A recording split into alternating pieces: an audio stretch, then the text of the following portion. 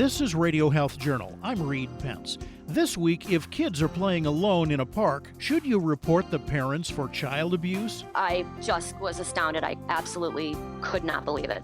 I mean, I can't think of a crueler thing to do to a mother or a family than to falsely accuse them of abusing their children. How overparenting has become expected or even required when Radio Health Journal returns. I'm Nancy Benson, host of Radio Health Journal. If you enjoy listening to Radio Health Journal, you'll also like our sister show, Viewpoints, which covers a wide array of topics from education to history to the environment. Here's a preview of what they're covering this week on Viewpoints. He's often drawn as half genius, half jerk from birth.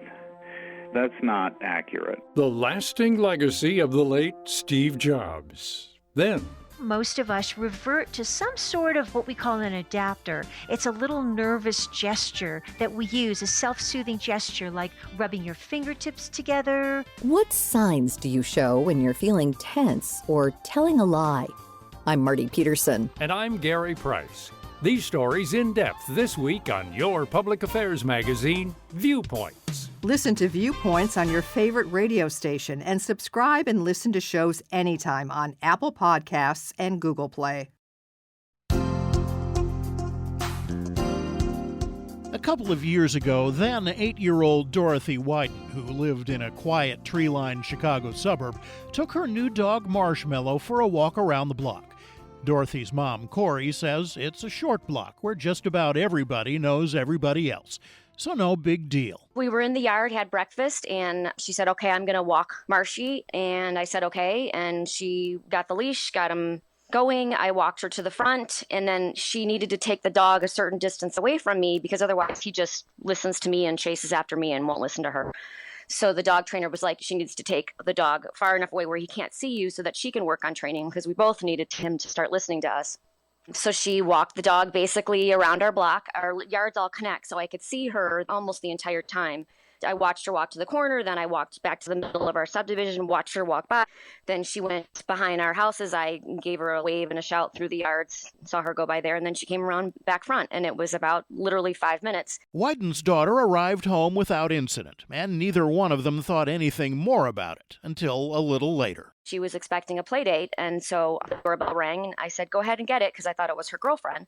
And she ran up the stairs to get the door, and the next thing I know, she was just sobbing and screaming, Mommy, the police are here. The police told Wyden they'd gotten a call about a little girl under 5 years old out with her dog alone.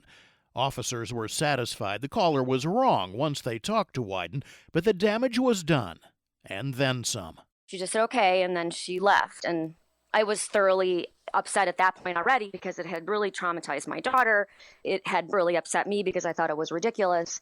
And then a couple of days later, I got a notice in my mailbox that said, you're being investigated for child abuse, and this is what's going to happen if you have to remove your children. And there was a brochure that explains child abuse investigations and the legalities involved in them, and then it had a number for me to call.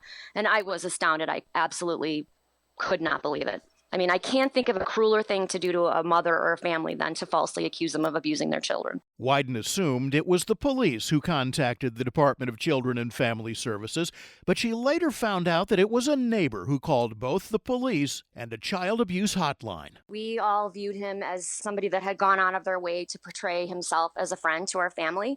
And he did deliberately lie several times on the call about various things. It's bizarre, to say the very least, but he lied and said my daughter was 4. She's clearly not 4, but he knows my daughter. He met my daughter when she moved in here 2 years ago. We're describing a situation where a man could see my daughter from his window 20 feet from my front door, who's made it to my front door on numerous occasions before. Why couldn't he make it to my front door that day and say, hey, I just wanted to make sure Dorothy made it home. I saw her leave. I would have had absolutely no problem with that. I would have been thrilled for something like that. He would have seen, oh, I was over here behind the house where you couldn't see me. Yeah, she's right here. That's why I lived in this area. That's the kind of thing we all do for each other, or I thought we did for each other. But to call DCFS first, that's calling a line. That hotline goes to Springfield. So he's worried that my daughter, who's 30 feet from my house, might be abducted. So he's going to call a hotline to Springfield, who shows up 2 days later. And it doesn't even make any sense. Wyden says rather than being concerned about her daughter, she believes the neighbor was trying to use the system to punish a single mom who was apparently a little too reminiscent of his ex-wife. She says it's a problem when anybody can report anybody else, whether there's a reason or not. 20 years ago, my very first junior board position was on a child abuse prevention services board. We were talking about how stupid and broken the system was 20 years ago. Never in my life did I think I'd ever go head to head with them. And here I am 20 years later. The system is still just as broken. And it's actually gotten worse now because now everybody and their brother has a cell phone. So anybody can call anytime. So now they're getting even more stupid phone calls to even more outdated equipment. And we do have a certain level of rising judgmental parenting, misogyny towards women going on in our society. So just now everybody's calling for any reason they can think of. And there's people that have been deliberately using the system to harass women for years. They know it's going on and no one has done anything about it. And that's exactly what was going on in my case. From our organization's point of view, we also see a lot of folks calling us trying to get lawyers and services because they're being targeted in some way. So it's part of a custody dispute, it's part of a pending divorce, it's part of an abusive relationship in terms of power and control by their abuser or their abuser's family. And so there are lots of instances where it's frankly just adults using the system against other adults. That's Rachel Ruttenberg, Director of Policy at the Heartland Alliance and former Executive Director of the Family Defense Center, a legal services organization representing parents and caregivers who've been investigated for child abuse or neglect.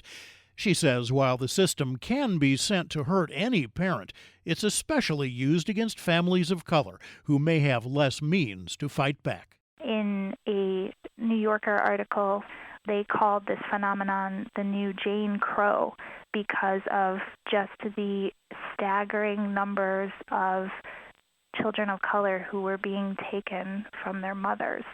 And it's really truly this institutionalization of using the child welfare system to separate families in this way, when potentially I would put forth that potentially lesser extreme means could be used to help that family solve whatever issues they were facing. Wyden and her family were dragged through an investigation, and after she got a lawyer, she was quickly cleared in about 2 weeks rather than the 60 days she'd been told to expect. But it still wasn't easy. Mine was closed very quickly because it was an obvious, really obvious false report. And that was part of the reason why I allowed my daughter to go on the interviews and allowed the camera crews into our homes, because I wanted people to see just how ridiculous the whole situation was. And then also because I hired an attorney who's an amazing attorney and excellent at dealing with these kind of cases. They do things by the book then. That was something I really couldn't afford to do. That money came out of my son's college fund.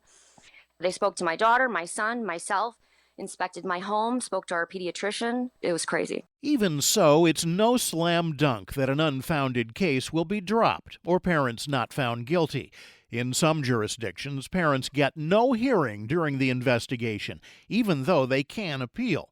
A finding of abuse obviously can result in children being taken away, and the threat of even a low-level child neglect finding can hurt a family badly. They can be on the state central register, which is a registry of people who have findings of child neglect and child abuse, and depending on the allegation, it can be between 5 and 50 years that your name can be on that registry.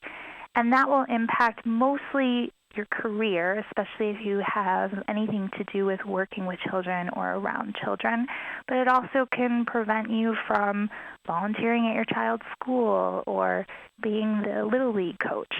So that can have some pretty dire consequences in terms of how a family wants to live its life and have parents and children sort of living together and supporting each other as they grow.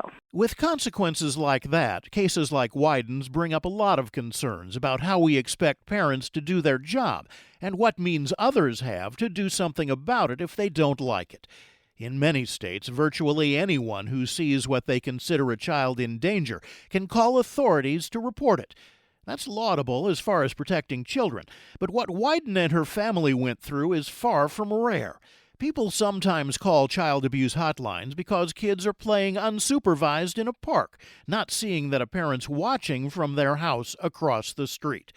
Other parents get reported simply because they let their children walk to school alone. Today, we seem to expect that parents need to watch over their children constantly. Stranger danger run amok.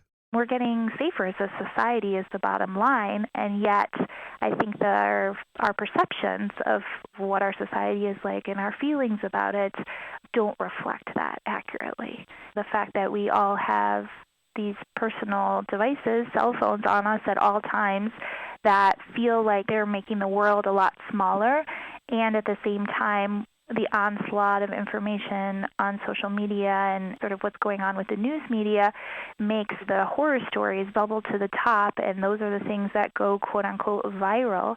And therefore, we're sort of feeding an age of fear in that way. At the same time, the law is usually very vague over what's actually required of parents, what should be reported, and what should be left alone. People have no idea what they should and shouldn't be doing per the law, and then therefore our culture sort of fills in for that, and that's the part that is even more confusing. Would love to see clear laws and policies and rules, but also ones that leave room for reasonable parenting decisions. We also see a lot of mandated reporters, the professional mandated reporters, social workers, teachers, hospital and medical personnel who don't understand the law fully in regards to what they should and shouldn't be doing. And frankly, it's a very confusing set of laws, and so I don't blame them for not understanding it. But that misunderstanding then leads to calls that wouldn't otherwise get funneled into the system. The end result is a culture that seems to demand parents never let kids out of their sight. But some parents think children and adolescents need more freedom than that. Some have even formed what they call free-range parenting groups to fight back.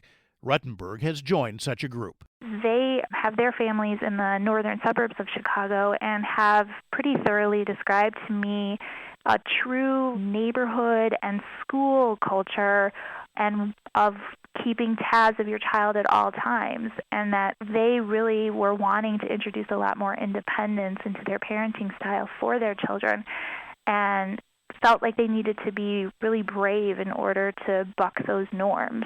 I found that to be really sad, that that was something that was on their mind and a true mission for them, for something they wanted to change about their schools and about their culture in their communities. Ruttenberg would like changes in state laws to let parents give their children reasonable freedom without fear of having a child welfare investigation thrown at them. Wyden says it's a law that's been passed in Utah. Initially, when I started hearing about that free-range law in Utah, I thought, oh, that sounds a little out there. I don't know how I feel about that. But then when I actually read it and understood what it meant, it doesn't mean just letting everybody's kids run amok. It means using some common sense that if a kid is well cared for and safe, don't call the police on those parents. And then when it actually happened to me, I was like, okay, this is an example of what these laws are trying to prevent and why it's so obvious now that we need them. Parents usually get their backup when somebody tries to tell them how to raise their kids. It used to be something most people didn't interfere with. But now that they increasingly do, it's no wonder there's a backlash saying, yes, there is a line between keeping kids safe and intruding where it's not needed or wanted. You can find out more about all of our guests on our website, radiohealthjournal.org. I'm Reed Pence. With many opportunities to celebrate during fall and winter, preparing foods for all the festive occasions can be both a joy and a challenge. Selecting basic foods that can work in multiple ways, such as fresh grapes, can simplify things greatly. According to registered dietitian Courtney Romano, health advisor to the California Table Grape Commission. Fresh grapes are beautiful. They taste great and are easy to keep around for everyday eating as well as special occasions. Keep some on hand for a healthy snack option. Arrange them in a pretty bowl for a classic and edible centerpiece, or in small clusters on a serving platter. Use them as a special ingredient. Heart-healthy grapes can be dipped in dark chocolate for a delightful dessert that is good for you too. Heart-healthy grapes from California are in season from May through January. Grapes of all colors, red, green, and black, are a natural source of beneficial antioxidants and other polyphenols, which may help contribute to heart health. Visit grapesfromcalifornia.com for more information.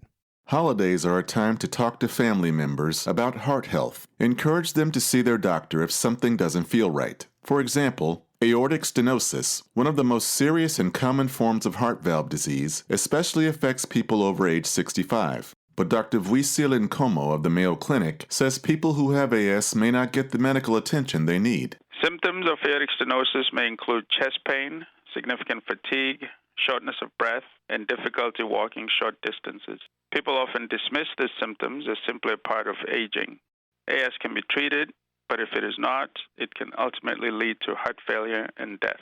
If you have symptoms, see your healthcare professional for a heart function and valve check. Target Aortic Stenosis from the American Heart Association, sponsored by Edwards Life Sciences, has tools for patients and families at heart.org/AS. That's heart.org/AS. And that's Radio Health Journal for this week. Radio Health Journal is a production of MediaTrax Communications. Follow us on Twitter, Facebook, and Instagram to learn more. And check Apple Podcasts, Google Play, and Spotify for a library of past programs. Plus, you'll always find previous segments and information about our guests at radiohealthjournal.org. Join us again next week for another edition of Radio Health Journal. Coming up next week on Radio Health Journal. I've seen those numbers, and I'm afraid they are not alarmist. They are quite realistic. COVID numbers are skyrocketing. Is it possible deaths could climb to 500,000 by February 1st? Then hiccups. Almost everybody has a favorite folk remedy to try to get rid of them. They may not be based in science, but most of those remedies actually work. I think they work because they're forcing you to contract your diaphragm muscle, to twist your ribs, to wince when you're eating something like lemon and sugar. All that and more on Radio Health Journal.